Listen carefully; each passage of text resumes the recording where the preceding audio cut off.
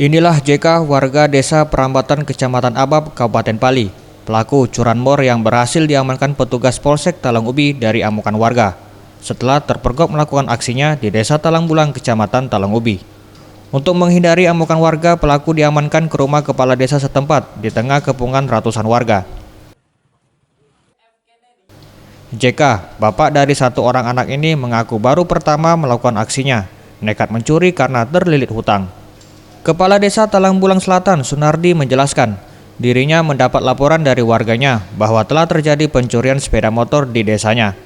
Untuk sepeda motor milik korban diketahui milik warga desa tetangga yang sedang diparkirkan korban saat berbelanja. Pelamor tadi curian sepeda motor kan?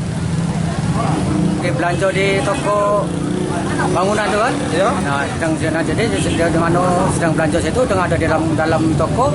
Nah, motor itu dipaling oleh budak maling tadi kan?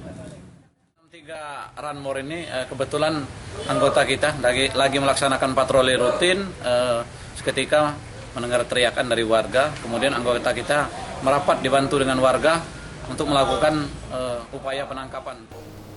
Untuk pelaku curanmor ini terancam hukuman di atas 6 tahun penjara. Tim Liputan, Sriwijaya TV.